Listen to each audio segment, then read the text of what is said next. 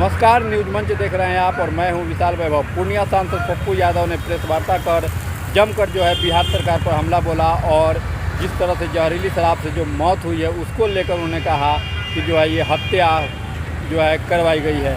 और क्या कुछ कहा है पप्पू यादव ने, आपको छोड़ जाते हैं पप्पू यादव को प्रेस वार्ता के साथ। बने रहिए न्यूज मंच के साथ। न्यूज मंच के लिए विशाल वैभव, पटना। गिरिराज दादा यदि दूसरे जात से होते, हम लोग के जात से, तब मैं उन्हें बताता दुनिया क्या है। आप डरते हैं क्या उस समाज से? भैया उस समाज की इज्जत करते हैं और जात की और समाज की इज्जत करनी चाहिए किसी भी कीमत पर। पप्पू यादव को भगवान से डर ही नहीं है, खुदा से तो और किससे डर होगा। आपने कहा कि मेरे समाज के होते तो बता दें। मैंने कहा मेरे समाज का यदि इस तरह का नफरत पैदा करता तो हम तब बताते कि नहीं करने देते। लेकिन यदि अभी जो त्रिशूल लेकर के दंगा फैलाने का ठेका लिए हुए हैं और जो कहते हैं, मैं गिरिराज दादा को एक नसीहत नहीं दूंगा, आग्रह करूंगा। 15वां साल आपके नेता को पीएम की शुरुआत हुई और 6 साल अटल जी, 10, 6, 16 और 17वां साल शुरुआत हुई है। आप कहते हैं कि मंदिर में मांस फेंक दिया और पाकिस्तान में हिंदू की लड़की को उठा लेता है मंडप से। अरे जब इजराइल हमास को बर्बाद कर सकता है तो आपके गांव में चट्टा क्यों नहीं है? आपको ताकत क्यों नहीं है पाकिस्तान को मिटाने की? आपको औकात क्यों नहीं है? और आप जगाइए नहीं, सनातनी जगे हुए हैं राम, शिव और कृष्ण के काल से। आपकी क्या औकात है सनातन को जगाने की? और आप ज्ञान सीख लीजिए गिरिराज जी। मुसलमान 18 करोड़ है मात और हिंदू इस हिंदुस्तान में 122 करोड़ है। जब हिंदू 200 करोड़ होगा तो मुसलमान 20 करोड़ होगा। नहीं है औकात किसी की सनातन विचारों को चैलेंज करने की। आप सिखाते हैं, आप सिखाइएगा हिंदुस्तान के सनातन को। आपकी क्या औकात है? याद करिए जिस वक्त 40 करोड़ की आबादी थी, मुसलमान कितना था और हिंदू सनातन कितना था? आप पप्पू यादव को जगाइएगा और जगाने के लिए आप जाइएगा मुसलमान के घर में, आप वहां जगाने जाइएगा। अरे जाइए ना, पाकिस्तान को मिटाइए ना। औकात है तो दाऊद इब्राहिम को लाके फांसी दीजिए ना। क्यों चर्चा नहीं है? बहराइच में भी दंगा हो गया है, वहां भी माहौल खराब कौन करता है? नेता ना। जब जब चुनाव आता है तो नेता ही माहौल खराब करते हैं। जब जब चुनाव आते हैं तो नेता खराब करते हैं। और ऐसे एरे गेरे बहुत आए गए, बहुत माहौल खराब करने आए सीमांचल को। गिरिराज दा, आप अपने विभाग का फैक्ट्री लगाने आइए, स्वागत करेंगे। बाढ़ से मुक्ति दिलाने आइए, स्वागत करेंगे। मक्का मखान पर आप काम करने आइए, स्वागत करेंगे। यदि नफरत पैदा करिएगा ना तो सीमांचल और कोसी है। और मैं पप्पू हूं, मैं दुनिया की ताकत से मैं मरना जानता हूं। एक कदम भी बढ़ने नहीं देंगे जब तक मैं जिंदा रहूंगा। नफरत पैदा किए तो एक कदम, एक कदम, एक नफरत पैदा किए तो पप्पू यादव बढ़ के वो दिखा दे हमको।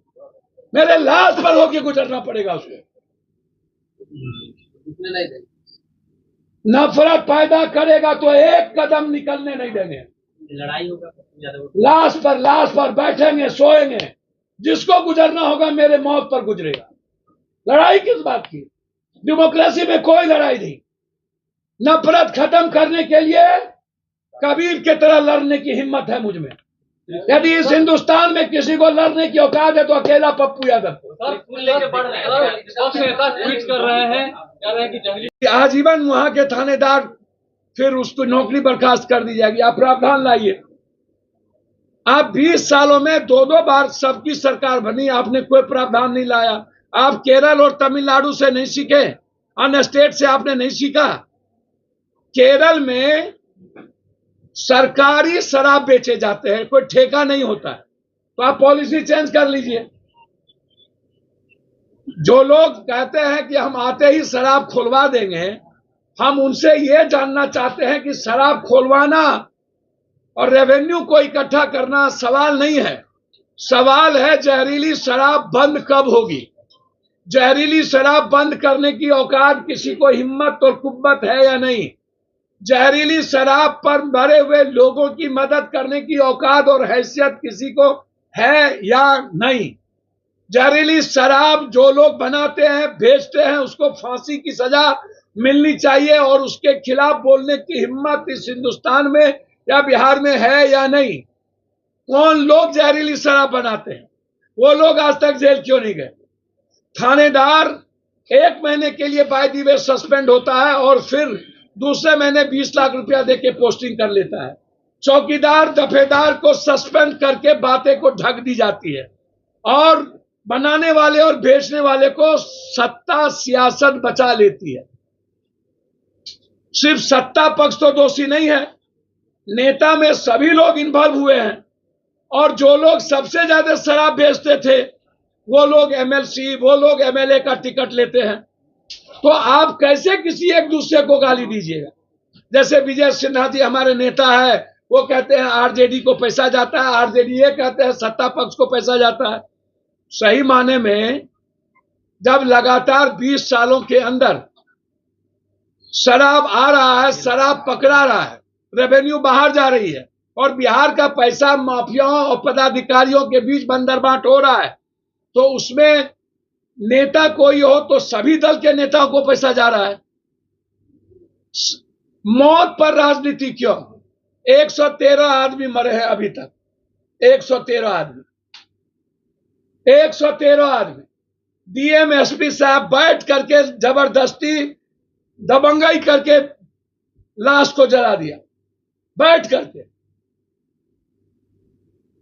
51-52 आदमी नहीं, 29 आदमी को तो हमने पैसा दिया कल रात तक, 29 अंतिम तक, और 5 को हम नहीं जा सके। 113 आदमी लगभग मरे हैं, नाम सहित मेरे पास आ रहा है किस किस गांव कौन कौन लोग मरे हैं। क्यों आनंद फानंद में जला दिया गया? क्यों 2 दिन कैंप करके आप जला दिए?